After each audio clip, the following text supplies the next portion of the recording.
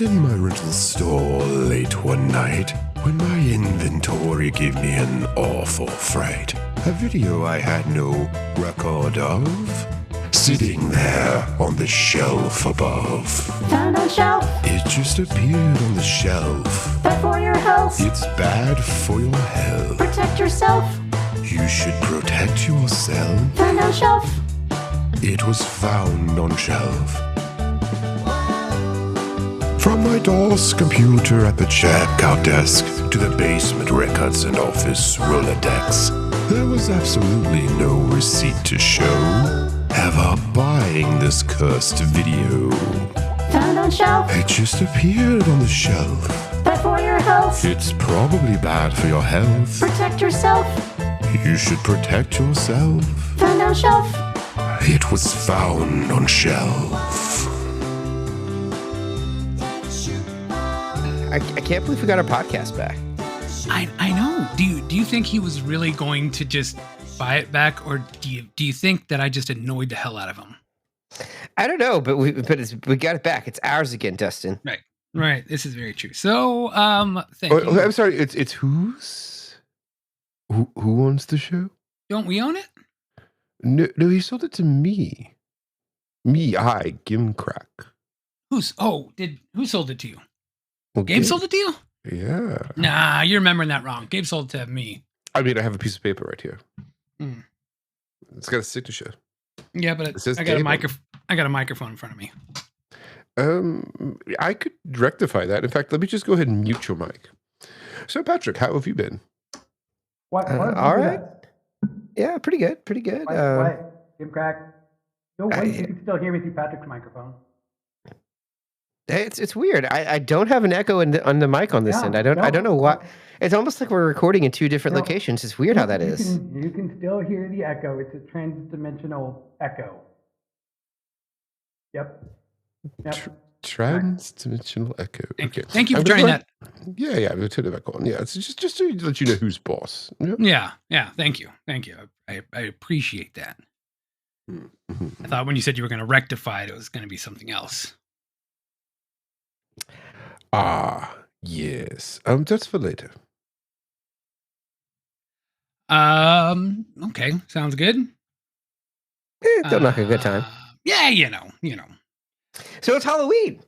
Yes. Oh, yes. Happy start of Halloween. This is the start of our beginning spooky season. Ooh, you like my scary voice? Ooh. It is. I don't normally do a scary voice in the show, so it's a departure for me. Yeah. I mean, I'm normally the one that does the voice. Do all the voice work here. Yeah. So anyway, what do we have here today? I've told you about that. We if you don't stop it, I'm just going to mute your mic again. Don't stop it. I'm just going to mute your mic again. Yep. There you go. All right, that's just not fair. Come on. No one said anything about fair. This is podcasting. Insert Anakin clip. Now this is podcasting. I miss Gibcock. You miss good cock? I mean, no. Have you tried Grindr? Gibby. Give me a man after midnight. Yeah, again, same answer. Go to Grindr. Well, instead of going to Grindr, you can go to foundonshelfpod.com, and thank you for tuning in to the Found on Shelf podcast, brought to you by Found on Shelf, for Found on Shelf, about Found on Shelf. I don't know. You're better at the intro. What are we doing? We're Hello and welcome to Found on Shelf, a podcast that is about movies and only about movies, and it is no way about evil time wraiths, the transitory nature of corporate ownership over independent broadcasting. Nope, just about movies. Only movies. Mm-hmm. Every episode, we come to you live from the basement of this cursed video store, owned by a demon who controls our show, to examine a movie picked at random by a possessed jackalope. I know that sounds like a lot to digest. No. But it makes sense. It's just, if you just vibe with it for a moment, it's going to be fine. Other than that, we're a perfectly normal bad movie podcast. And tonight, we are here to review... What are we watching this week, Dustin? I don't know. So here's what by the way, I'm Patrick. Oh yeah, he's Patrick. I'm Dustin. This is Dustin. We're Yeah. your hosts, and our producer is the evil demon who owns the show, Gimcrack. Hi-ho. That's me.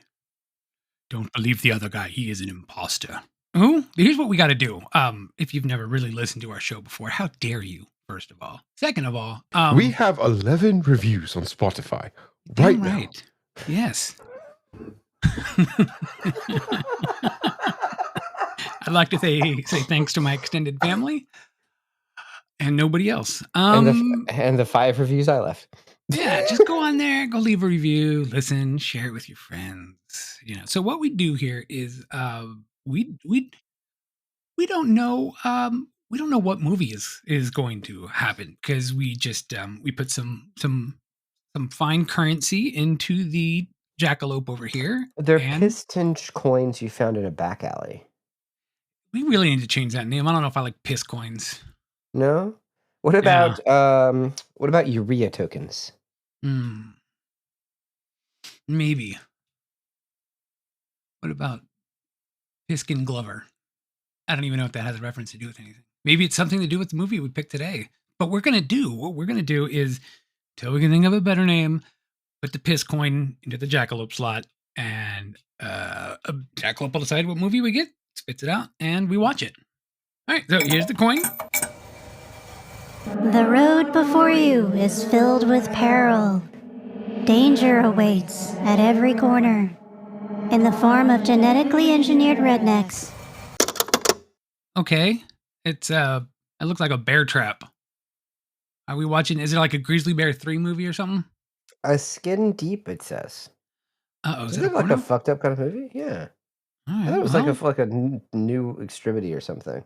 Yeah, it very well could be. So that's what the Jackalope is chosen for. I'm sorry, it's not skin deep. If you look there, if you'll lose maybe your reading glasses and you're getting older. It's skinned deep. Yeah, Skinned deep. Skinned deep. Mm-hmm. All right. It's an ed there. Yes. You know a lot about ED, don't you, Gimcrack? Well, I'm not the one on man pills. Dustin, how's the Sigma brain treating you? Oh, everything is functional, my friend. Functional and then some. Yeah, but was it functional beforehand? I mean, define functional, I guess. Everyone's got their own definition of it. Hello and welcome to Found on Shelf, brought to you by Nugenics. And let's roll that trailer. From the special effects creator of Leprechaun, Gabe Bartolos, comes a new icon of terror. They came to the country for peace and quiet. My family and I were out on a little vacation, and one of our tires blew out. My house is right across the street. You people are really so nice out here. But in this town, nothing is what it seems. And secrets can kill.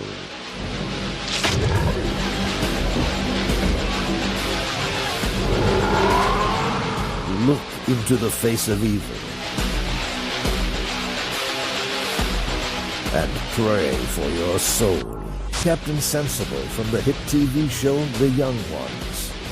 Introducing the Surgeon General, Octobaby, The Brain, and featuring the star of Harry Potter and Willow, Warwick Davis as Plates.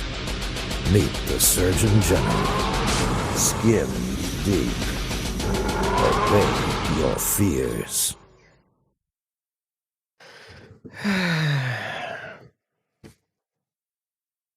Yeah. So, So have I you feel watched The like- Young Ones? didn't they all get killed in Revenge of the Sith? No, those are Padawans. Those No, those were younglings. younglings. Excuse me, younglings. Younglings, yeah. Just slapped me with my bad memory of Star Wars here. Oh, don't mind if I do. Ow! Jesus Christ. Oh, he doesn't have anything Younglings. to do with this show. No, he gave up on us a long time ago. Yeah, about 20 years ago. Yeah. Sorry, we'll make it up this Christmas. Are you going to give me your heart? No, I'm not. Damn. Yeah, who was it that they said was in the Young Ones? I used to like the Young Ones. And I don't know They who's said talking. Captain Sensible. Okay, that's what I thought he said. What the fuck is Captain Sensible? Well, Captain Sensible was the guy that did the music. For the Young Ones. Yeah. Well, no, he's the guy that did the music for this. I don't think he did the music for the Young Ones. I think he said something else and then Captain Sensible. I'm not sure. So, you're in trouble when the first line of the trailer is from the makeup artist that brought you, or the special effects artist that brought you Leprechaun. You you can feel it. You can feel it coming. Like no good tonight? can follow that statement. Yeah. Although I mean, I see where they were going with, because the guy that wrote and directed this movie is the special effects guy that we're talking about. Did a lot of the work, a lot of the stuff. He did another movie after this called Saint Bernard, which looks like a weird art house. 10 years later. Bizarre. Yeah. And then like they said in the trailer, he's, I mean, as far as the special effects work goes, he's pretty legendary. As you can tell, he's worked a lot with Frank Henenlotter on Break, Basket Case, Frankenhooker. Worked on Guyver. Oh yeah, his special effects work I can't impugn in any way. Yes, and almost all the Leprechaun movies. So Yeah, even like Lep in the Hood Part 2, which was not very good. Well, I want to take a moment to recognize the star of Harry Potter, Warwick Davis. Yes, yeah. What an amazing read. Who's reprising his role? Yeah, which I think gives us a moment to go ahead and recognize the work that Hatsune Miku did as the Leprechaun in the first 6 Leprechaun movies.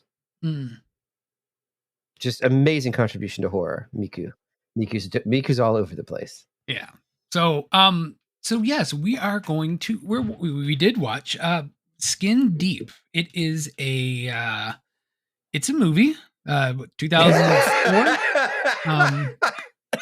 How many of the shows, how many of the movies that we review on this podcast, when we actually get down to talk to them, the first words out of our mouth are, it's a movie. Yeah. By contrast, how many of them are, so this isn't a movie? Yeah, it's true. We have 2 flavors on this show. The 2 genders are, it's a movie or it's not a movie. Are we only limiting it to 2? No, of course not. I was gonna say, because you just you're gonna eliminate like half of our listening audience. Yeah, me, Patrick, is going to reduce the number of gingers up on the table. No thank you. Yes, this is true. So yeah, it's a 2004 movie, brought to you by Fangoria, the magazine. Yes, they were. They occasionally do produce something. Yeah, and this was one of them. There you go. Yeah, I think it was really just the dude wanted to make his own like kind of movie. It's very well, how would you describe this movie, Patrick? What's your elevator pitch for this movie? I think initially I mentioned to you it feels like it's very clearly Texas Chainsaw ripoff, or not ripoff, but pastiche, I guess. And I said it feels like Texas Chainsaw through the lens of John Waters, although it's not really gay enough for that statement. It is audacious, and kind of like low rent in terms of like production values. So some of like his older stuff, like Multiple Maniacs or like Pink Flamingos, in terms of like production value. But then you countered with Texas Chainsaw via David Lynch, and it's not nearly as artistic as that, but it is as like divorced from like. Wait, you missed one line in there. If he worked for Troma. If he worked for Troma, yeah, and it's got that vibe. Yeah. So David Lynch, if he worked for Troma, because like it's not David Lynch's style, but it does feel as divorced from reality and kind of like operating on a dream logic, the way his movies do, which is not completely separate from the original Texas Chainsaw Massacre, which is more presented as a nightmare, right, than as a literal thing that is happening. Like it's happening and it's raw and it's real, but it is explicitly meant to evoke the feeling of a nightmare. And this doesn't give me a feeling of a nightmare. It does evoke the feeling of like maybe I took too much NyQuil before I went to bed. Yeah. Okay. Is that your elevator pitch for the movie? Oh, is that what we were doing? It's fun. It's like if you took too much NyQuil before going to bed. Yeah. I mean, am I wrong? No. I think it's a fun movie. It's definitely a wild movie. It is a movie that was pretty much built off of just a few concepts, and then stitched together. Yeah, it's vignettes that are kind of like chained together. It's like it moves from set piece to set piece, kind of like a haunted house. Yeah, which sounds cool, and the set pieces themselves are cool. But getting from point A to point B in each successive scenario, it does great on the nerves. The movie is a little monotonous, a little tedious to get through. So like there's super fun parts, but then they're like you have to walk like a mile to get to the next fun part. Yeah. So, and it's like if you've seen Brain Damage Basket Case, Jeepers Creepers, or Texas Chainsaw Massacre, you've kind of seen this movie. It's very much the let's kidnap the normal person and brainwash him into our family kind of thing. But he kind of went about his own way about it. Yeah, which I like. Let's talk about the way this fucking movie begins. You talk about with the scarring or with the actual scene? Like the whole sequence, right? Because okay, so this is the problem. This is the problem with the movie in a nutshell. Because if the movie opened with these scenes in a different configuration, it would feel like a movie. And it is wrong of me to come out swinging at the editing at the opening salvo, but what the fuck is going on here? And this is separate from the way the rest of the movie is edited too. The rest of the movie actually feels like it's overlong, but this is okay. So there's a couple things going on. We see an old man at night, right? But even before that, there's like an opening kind of credits of somebody scarring an S and a D on their arm, and that was real. That's okay. I was going to get to that, but are you saying that a person really did that to themselves for this movie? The director ran an ad on a fetish website asking for a human canvas. Oh, okay. Well, okay. I feel better about that. I was like, do you do that for this movie? But like they got off on it, so it's fine. Yeah, and they probably got paid. Whatever. I'm sure they had a good time. Yeah, I'm sure they got paid, but like it's a real conspirators of pleasure moment. Like the point was to do this on camera. Yeah. Okay. I don't know why they would have wanted to do that. And why, if you did you wouldn't advertise that, because that seems like a thing you'd advertise in the horror world. Like, hey, somebody really like brands themselves in the first 5 minutes of this movie. Yeah, that's word of mouth advertising. You can't buy it. Well, you can buy. You literally did buy advertising like that. But like, go ahead and like lean into it, because it's horror. We're all freaks. If you're going to do freak shit, tell us we did freak shit. We'll show the fuck up. Right. I would have been more excited to know that it happened this way. And I'm not even into that. But here's the thing. So I like that we're highlighting this, but this is the problem with the movie. So 3 things are happening in the opening scene. One of them is a person is slowly branding an S and a D onto themselves using like a singular curved metal implement that they're heating up, and they're like turning the curve different ways to make the letters. Okay, that is one thing that is happening. Another thing that is happening is an old man is having car trouble, I believe, and he's driving on the road late at night. Right? Okay. While he's driving on the road late at night, he is accosted by our signature monster, which I want to get to in a second. Yeah. Okay. Very Mad Max kind of situation. A guy, hanging out of a car with a chain. This is undoubtedly the coolest part of the movie. So the guy's driving down the road late at night, and the truck shows, and the evil truck shows up, and it's like a giant tow truck, and the guy is literally hanging on, and it's in the rain, and he's kind of like drifting with it, and it feels like he's on a ship in a storm. And then he starts throwing like harpoons and chains at this truck to take the guy's vehicle out so they can kill him. That is cool. Right. That is the coolest part of this movie, hands down. Yeah. And I think besides plates is number 1. This might be number 2. We're going to have difference of opinion in this movie. Additionally to this, there's like a guy like getting oiled up, flexing his muscles, showing off his tattoo that says Josh, looking at trophies. Well, he's like you don't see this whole body, you're just seeing like his arms, and then you see the trophies and stuff. Okay. Those are 3 different things that are happening. And I am assuming that the S and the D is Josh, right? Is the creator? No. Do we know who's doing that? Who's doing the branding or who's doing the weightlifting? The character who is doing the branding. So the branding is being like physically like a real person did this to themselves, but who are they supposed to be in the movie? Who is that supposed to be? Oh, that I don't know. Yeah. So that's the fucking problem, right? So yeah. So you got the guy. I don't think it's related. So necessarily. Again, that's the problem with this movie. Okay.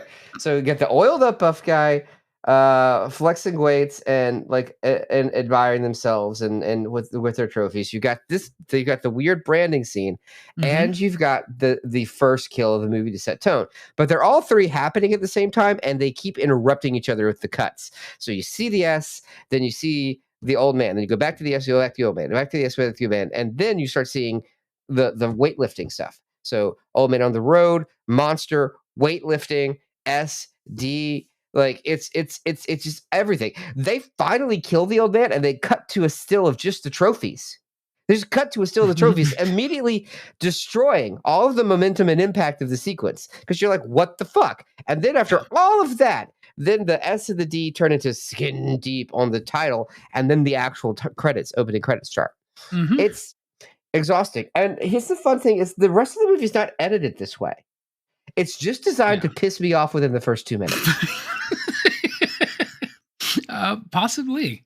I mean, it's very possible that it was done just to piss you off in the first couple of minutes. I knew for a fact it was actually, yes, that's, we can see through time, you know, as beings of evil, and we like to give people ideas that will torment their souls in the future. It's a demon thing. Okay, well, there you go. So yeah, that the flexing guy, we find out, you know, that has a sort of a payoff way later in the movie. I don't think it needed to be introduced right then and there. It absolutely did not. No. Yeah. But it did, and that's. I would venture to say that it doesn't even really pay off. Yeah, you're kind of right there. Yeah, that was it. It was kind of a lame like final boss. Yeah. And then so you get that first kill, and then it cuts, and then it has family in the daytime going on a little family vacation. Family in the nighttime. When family's on a bagel. Supper time. Yeah, I mean about 5 minutes. Yeah, it's true. And it's kind of, a good formatting here, at least, because the family drives past the car wreckage of the accident that we just saw the clip of. Mm-hmm. So, and I do kind of wish I would have cut the cop's dialogue, because everything that the person was asking him, he would respond, "Yep," and then say exactly what it was. So like, "Oh, was that a bad animal attack?" Yep. Wild animals.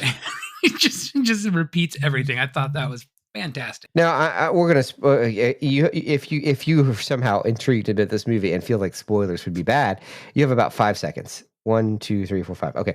Did you know that the cop was going to be in on it at this moment? Because I did. Of course. Like immediately. Yeah. Like the cop is like immediately. Oh yeah, he's in on it. Yeah. It's like a Texas Chainsaw thing. He's like the gas station guy. He's in on it. Right. Every movie where it's involved somebody getting lost in the backwoods somewhere, it's always the same thing. Everyone in the town is in on it. All the important. So yeah, I was like, okay, this cop's definitely in on it. But yeah, so they drive and they hit something in the road, get a flat tire, and then the guy walks down to a store. Okay, so it's a family. It's a dad, a mom, their 2 kids, a little brother, and then Bill and Gloria Rockwell. Bill and Gloria. What fantastic names. Bill and Gloria Rockwell. Yeah. What will await them on their road trip from hell? Yes, and then they have a son. I don't know his name. His name was Matthew. Matthew. Okay. And the daughter was Tina. Oh, I thought it was Gwyneth Hayden. No. You should have had his Tina soundbite ready. Like.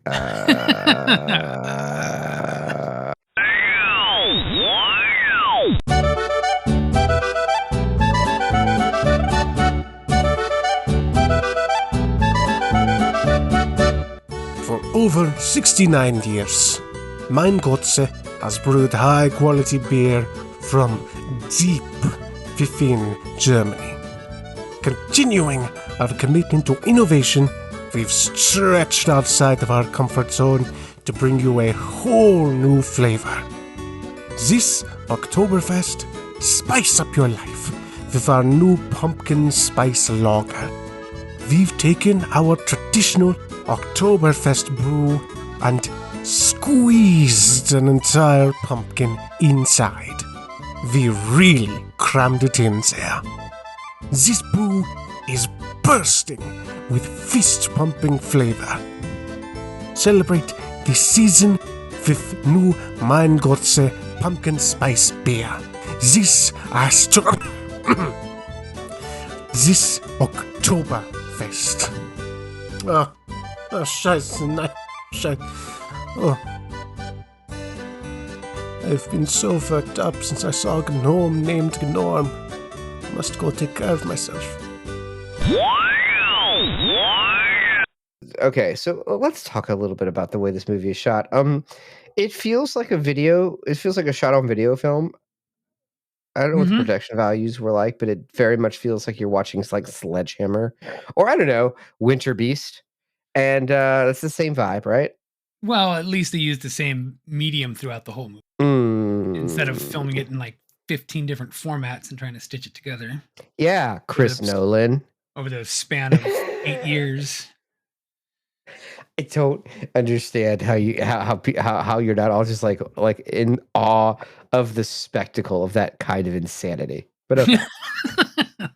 If you understand, if I can more eloquently explain why I'm fascinated by Winter Beast, it's not because it's good. It's because the sheer force of will and audacity to do this. Well, and you mentioned the production value. Would it surprise you to know that they didn't bother securing any kind of, filming licenses or anything?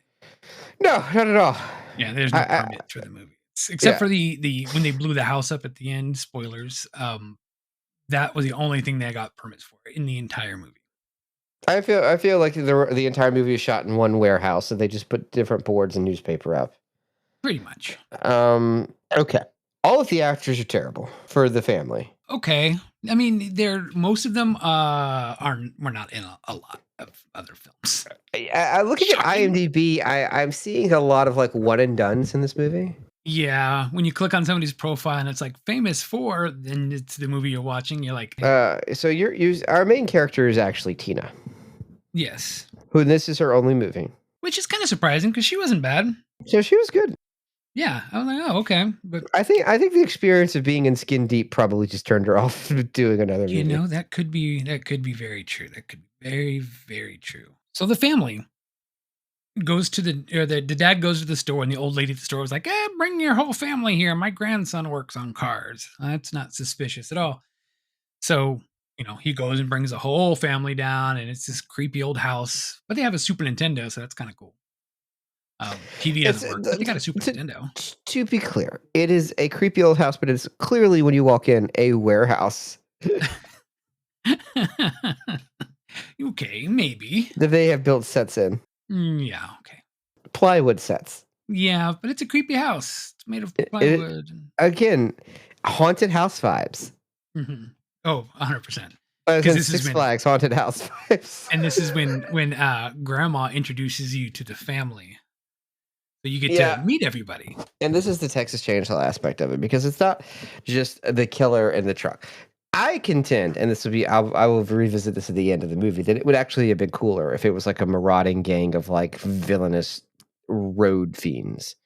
But what we get instead of highway pirates is a Texas Chainsaw riff. So the mom introduces you to a cast of characters with very specific names. The first one is, what's the first one, Dustin?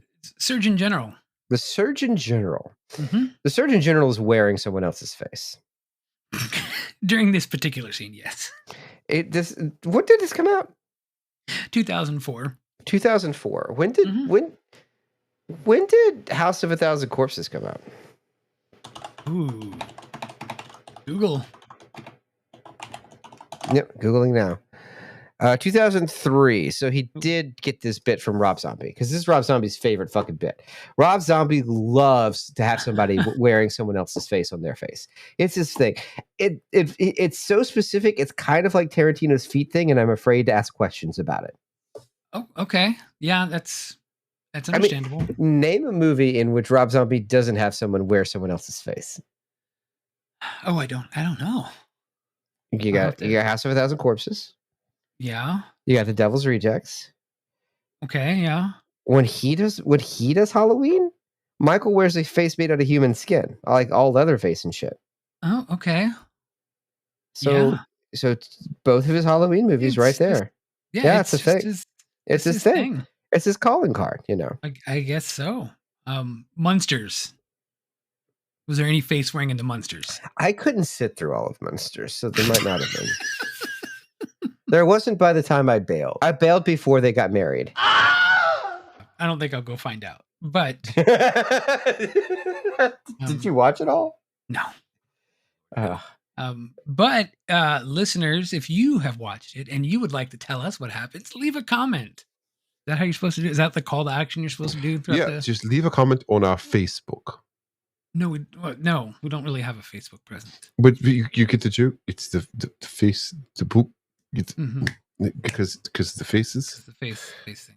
If you I'm just gonna mute you again. Why do you keep doing that?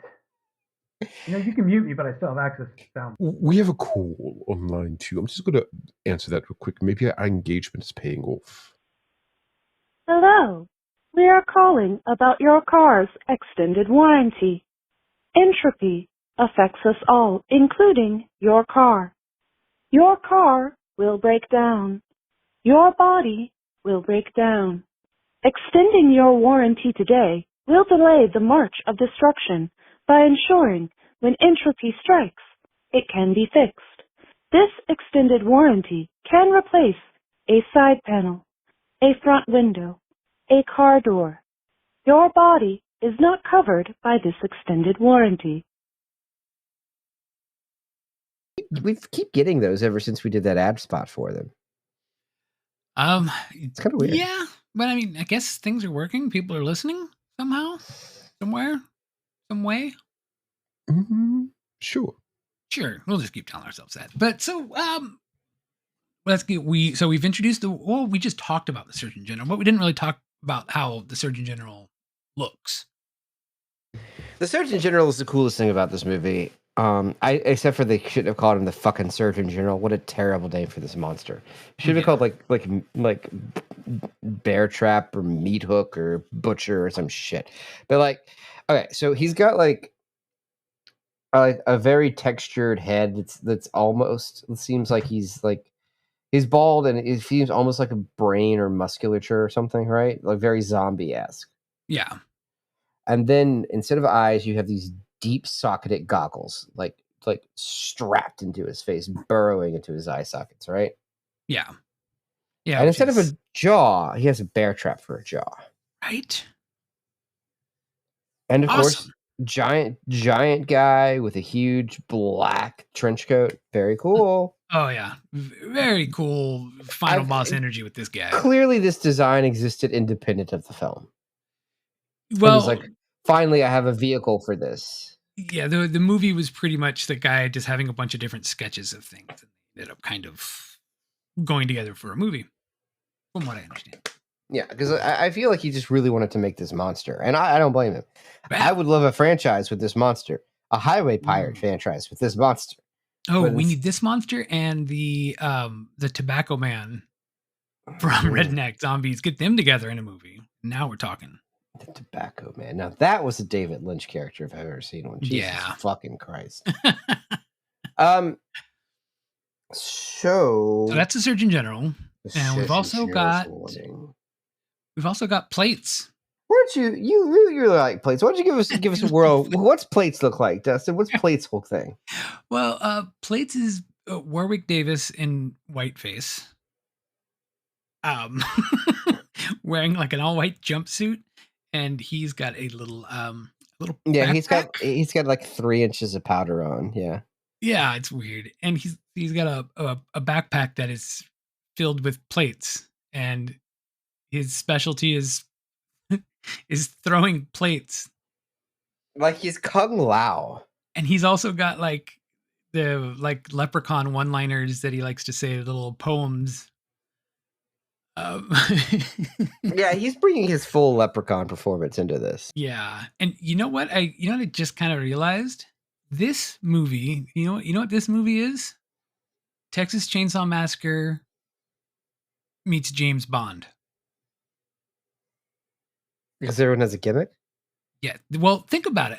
What's that one face? Trapjaw? What's his name? Oh, the guy from Moonraker? Yeah. That had a big, almost looked like a bear trap for a face. What's his name? Just Jaws. I don't remember. I think it's Jaws. So yeah, it's Jaws. You got Jaws. You had his big old metal, mouth full of teeth. And then you got Odd Job, who used to throw his hat like that. But this is just James Bond. That's about all. That's about as far as I can go with that, because I don't know anything else that it might be. You can't figure out how Brain's going to fit into this? On which one? Well, Brian, you mean? Brian, yeah. Brian, yes. Brian, not Brain. Brian. Everyone calls him Brain, but we find out his real name is Brian. Don't know why they call him Brain though, unless it's just to mess up his first name. It's not the giant fucking mastermind brain on the side of his head? Oh, that's why. Okay. Mm-hmm. That makes sense. Yes, now it all makes sense. Yes, they had giant he has a giant brain. I think it's mostly empty. I mean, we find out what it's filled with later. Yeah. So yes, it is mostly empty with the occasional letter blocks and green goo. Other than that, it's fine. Just like Jordan Peterson's. Right? Yeah. And so they introduce him to the family and saying, hey, here's the family. And fucking Gloria rips out her camera, takes a picture, and the Surgeon General does not appreciate the picture being taken of him, apparently. So he takes the face that he is wearing off, and you can actually see his real bear trap face. And he jumps up and just basically kills the mom right away. Yeah. Starts busting out plates and throwing them. It's wonderful. The dad, before he kills the dad is yelling out, like, wait for me or something. Instead of telling the kids to run for it, he's like, no, don't leave me. Right? It just, come on. He does say something like, don't leave me or something like that. I'm like, really? Holy shit. Yeah, it's he kind of thinks about himself a lot. I'd be like, get the hell out of here, go as far as you can. Mm-hmm. Run. But then the kids are still running. So the kids are running off. Yeah, they were like, fuck dad. Yeah. Yeah, Surgeon General and Grandma and Brain run after them. And then they catch them. And Brain's like, please don't hurt Tina or whatever, the girl. Because, of course, it's the monster falls in love, wants to bring the lady in the house. What he says is not don't hurt her. It's let me keep her. Let me keep her. Yeah. Please let me keep her. Maybe it's just 2025 talking, but it seems a little problematic to me. Well, I mean, that's just how they view life in the country.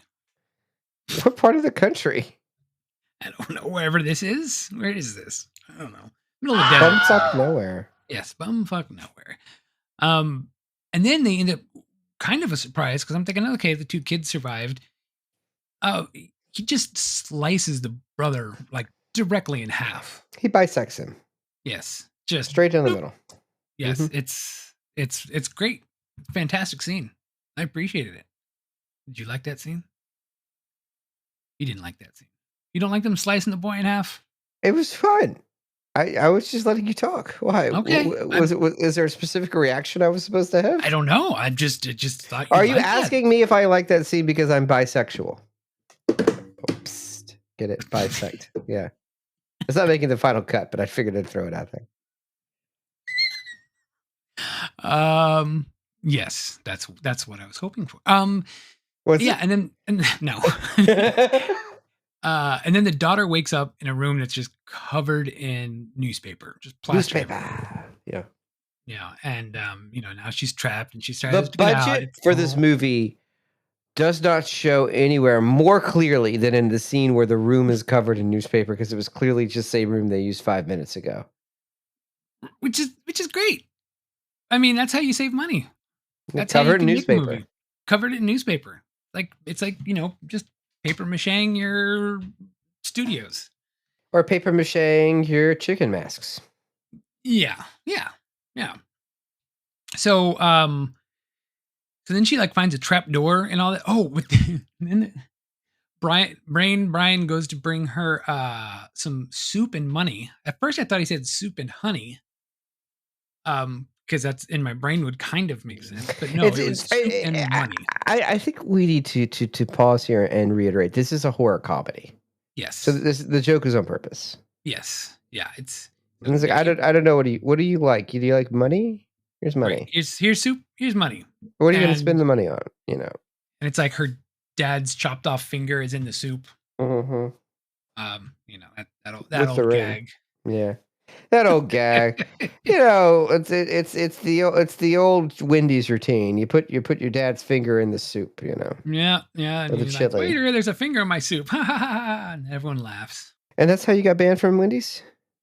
Yeah, except for it was chili. You know what? Can we talk about Wendy's? Have you had their new taco salad? It's not very good. It's not as good as their old taco salad. So honestly, I've always been a huge Wendy's like if I'm gonna go out and I'm just grab a Wendy's, I can always count on them. I like Wendy's more than like Burger King or McDonald's, so it's like that was my thing.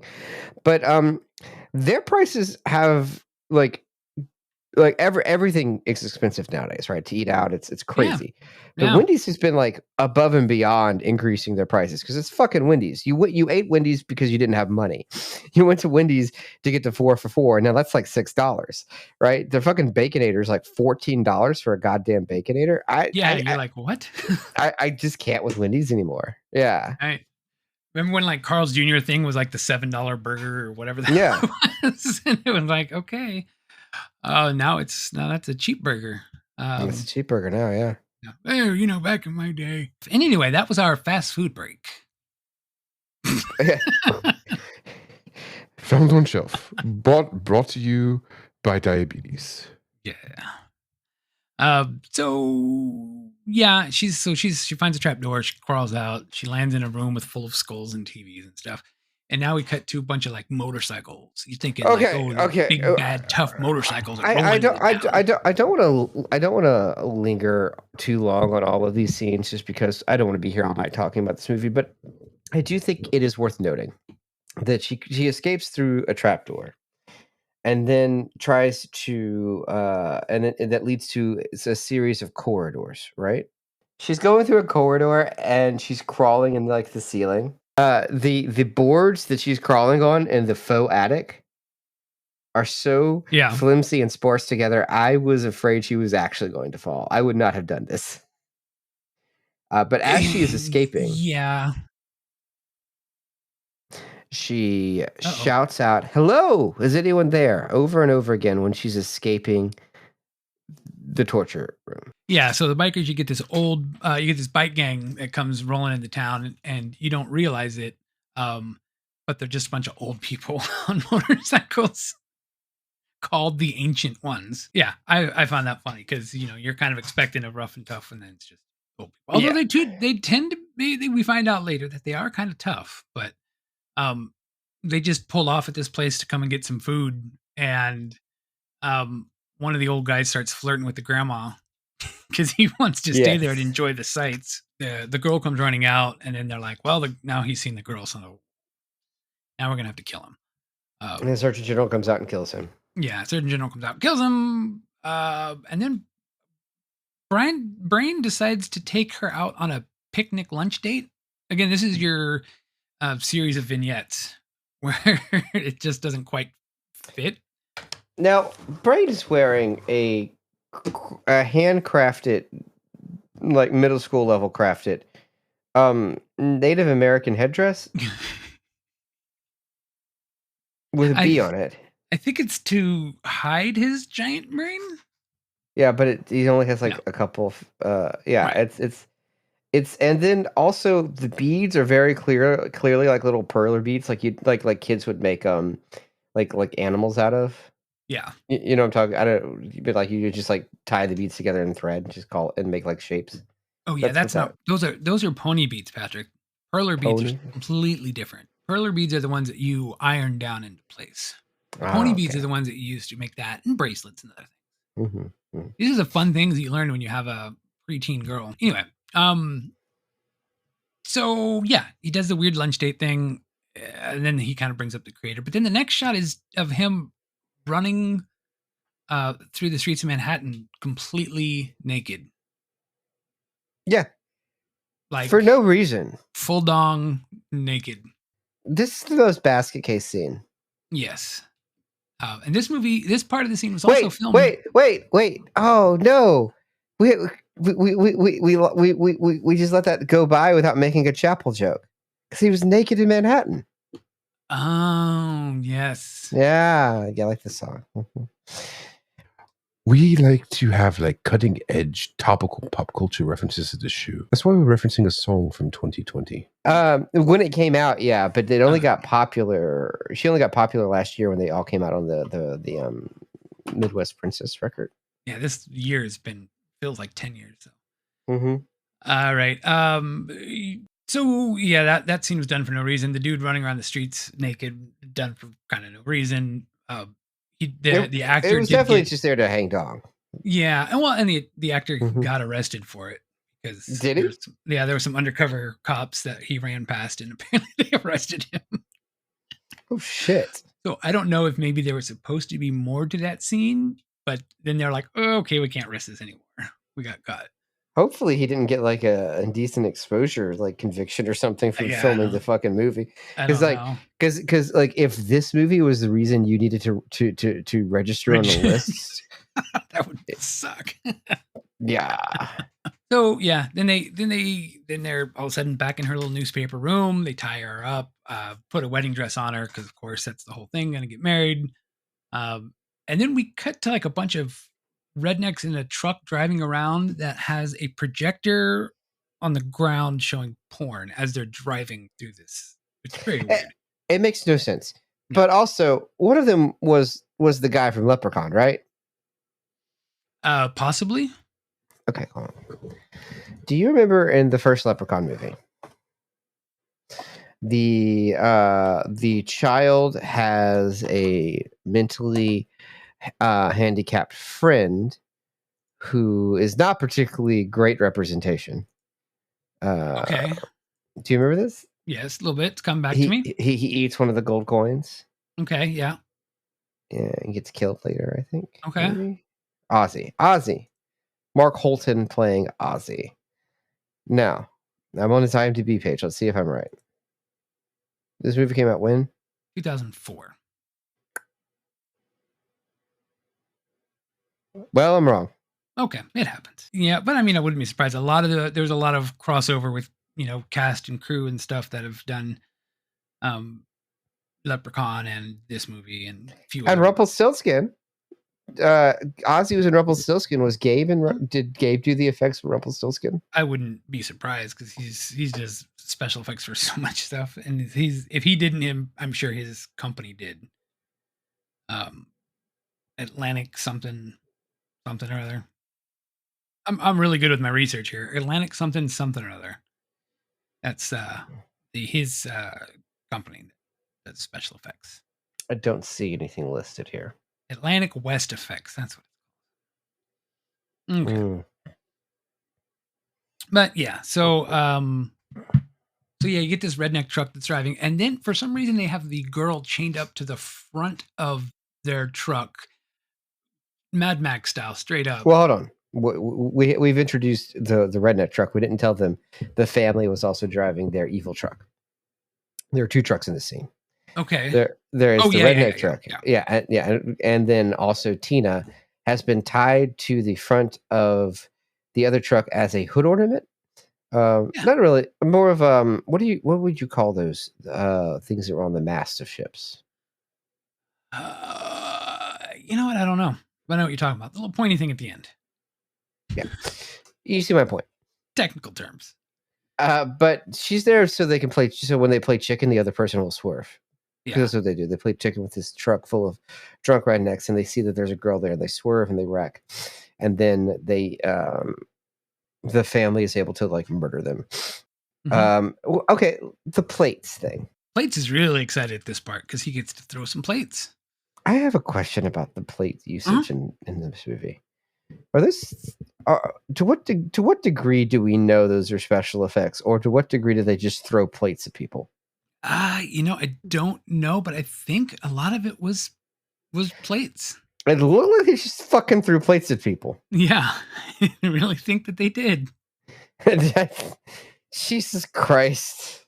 Except for the one part where they're like clearly like styrofoam plates, like do each other. But yeah, I think he's just throwing plates.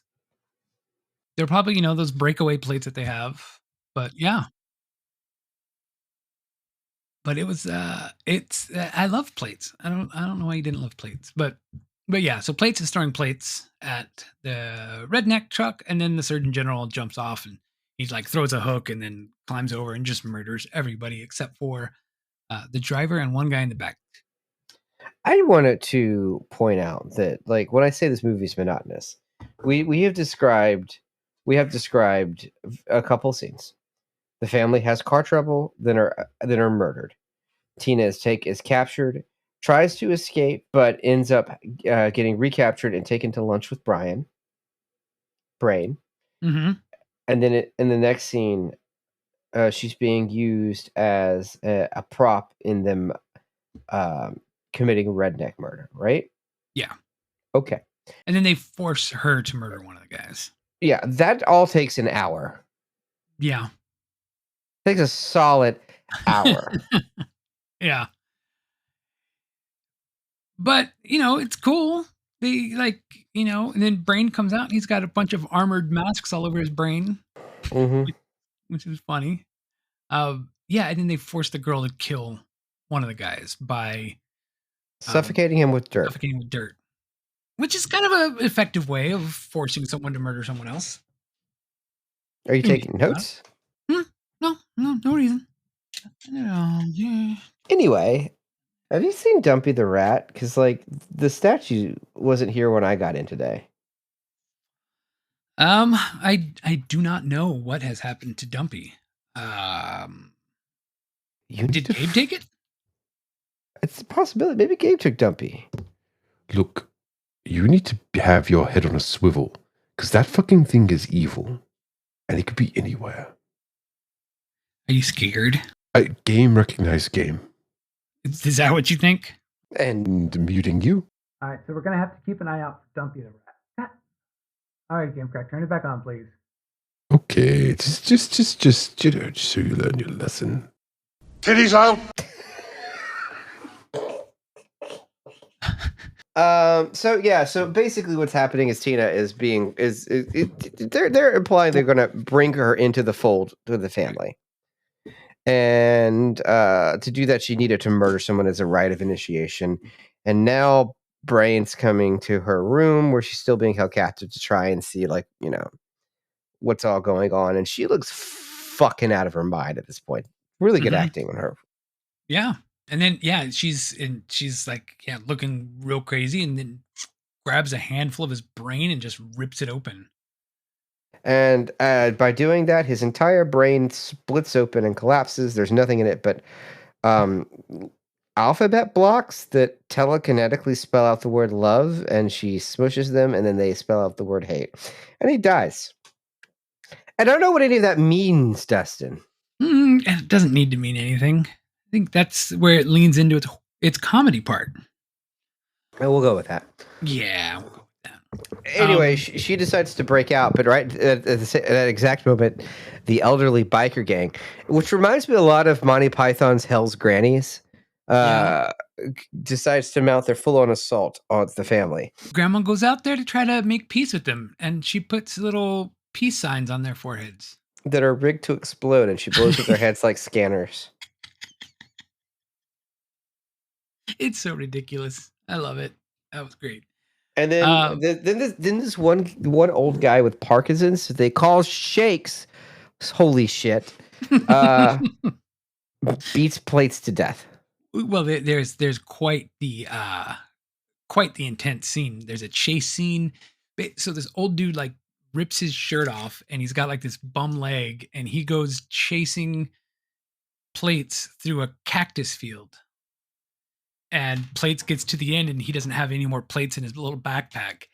And he digs in the dirt and grabs one more plate, throws it up in the air to distract him, and then digs in the dirt, grabs another plate, and throws it at his leg. I love Plates. And then the old guy takes a plate and smash it across Plate's head, and then beats him to death. And then rips his head off. Yeah, he did do that. Yeah. So back to the chick. She's running around. She finally runs into the creator.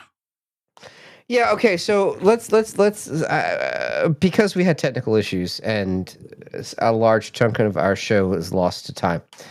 Let's state for the fact that all of these people were made. They are not a family of like blood kin. They were all created by an individual whomst they call the creator. And the creator is the muscled up guy from the weightlifter guy from the very beginning of the movie. Only he doesn't have a head. Yeah, he's missing a head. That's why they didn't show his face. Oh, you see, it all comes back around. Yeah, so he has no head.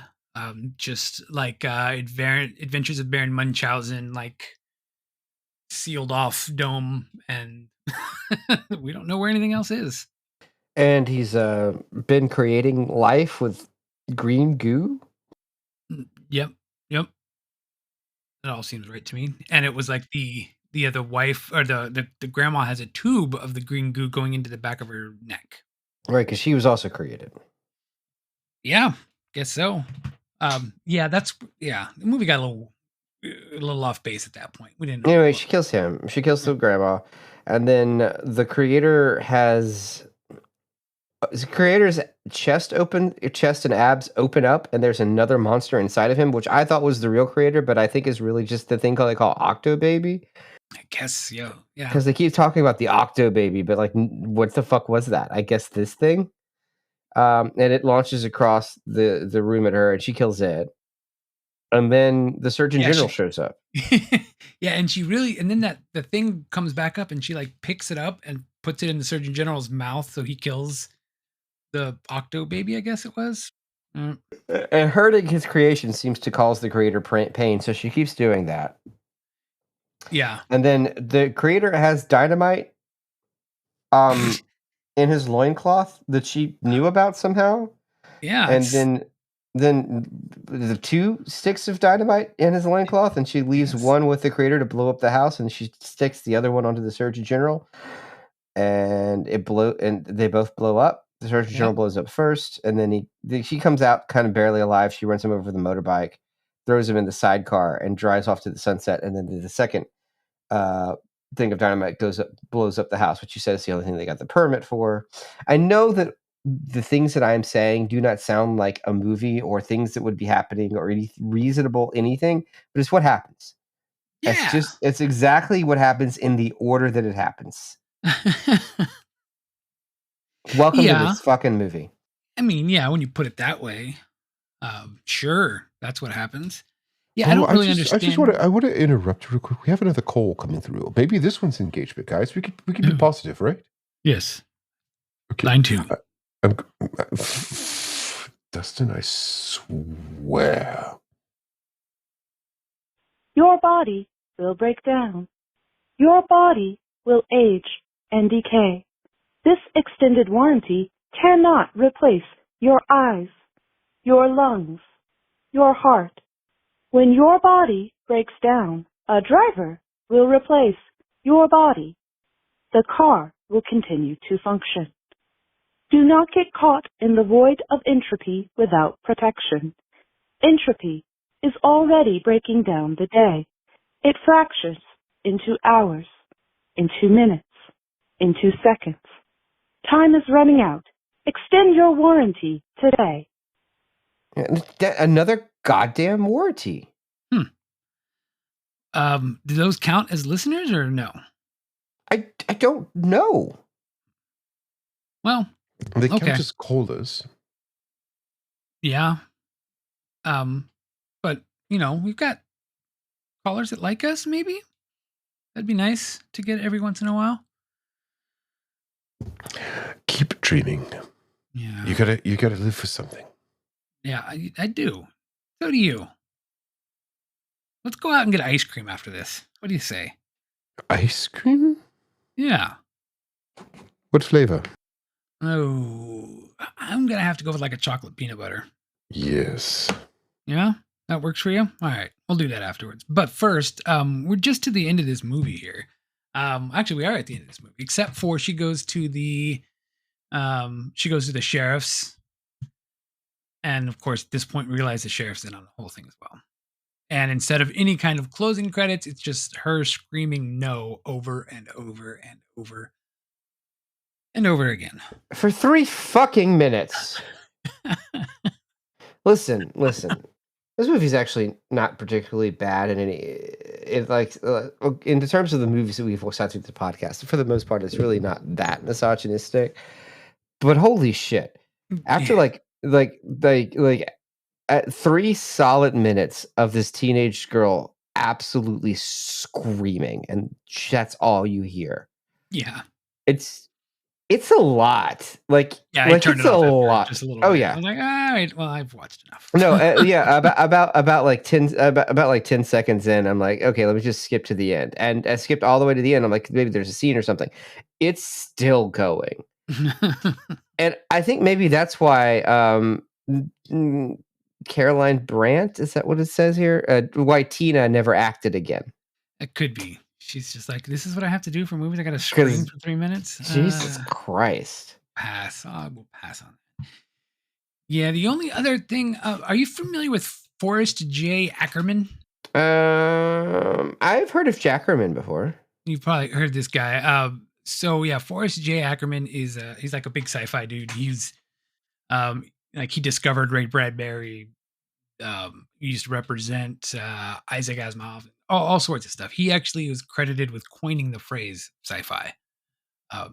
So he's been around for a long time. He's got Bela Lugosi's cape, or had. He's passed away now, but he's been in a bunch of little cameos over the year. And he was in this movie as a character called Forey, which was Forrest's nickname, but I didn't quite catch him in the movie, so I'm not sure exactly where he was. But he was there, I promise. That's kind of depressing. Yeah. Show him in this movie. Yeah.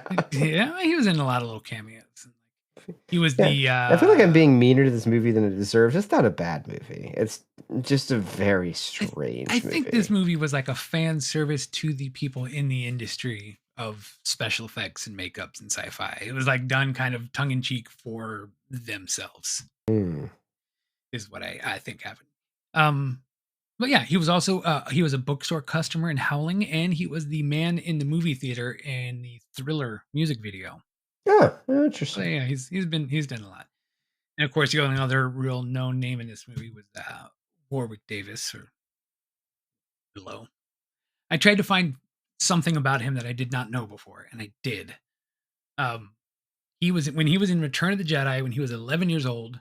He was a big Star Wars fan already.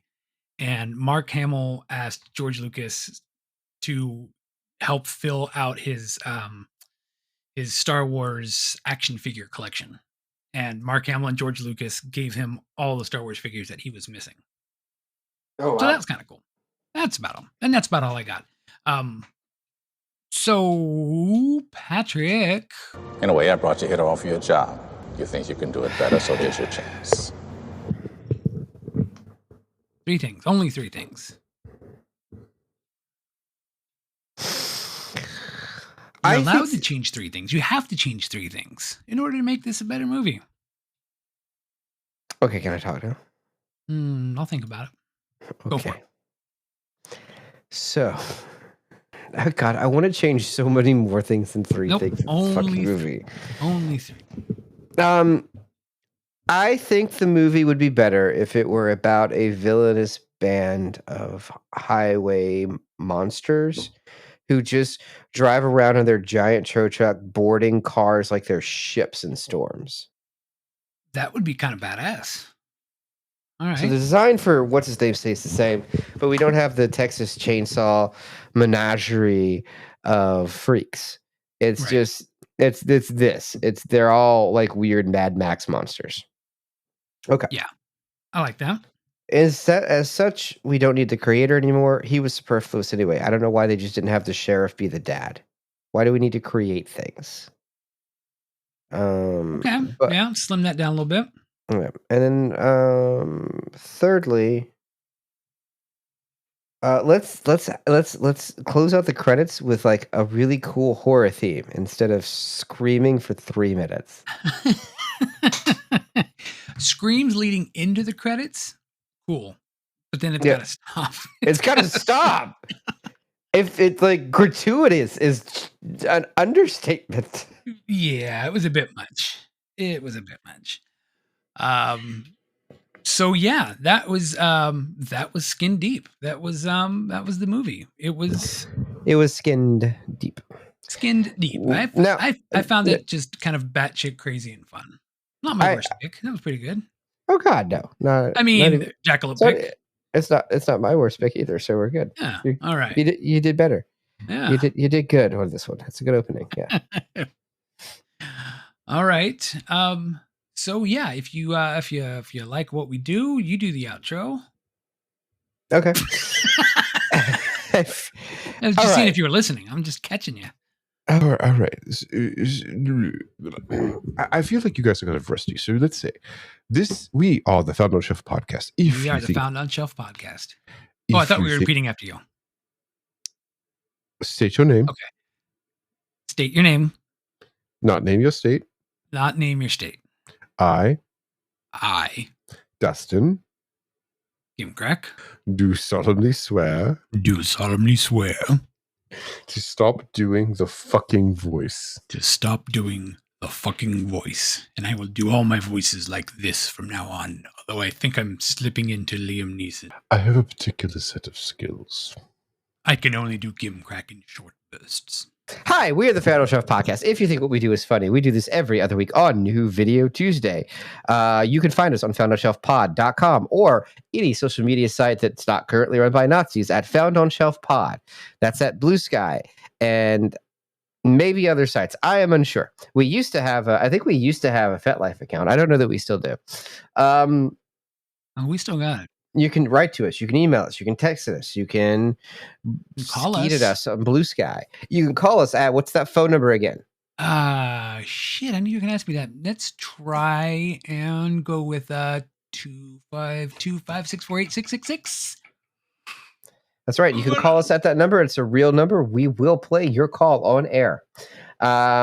Please leave us a review on Spotify, Apple, or wherever you listen to us. The reviews help with the algorithm. We have 11 of them. We would like more.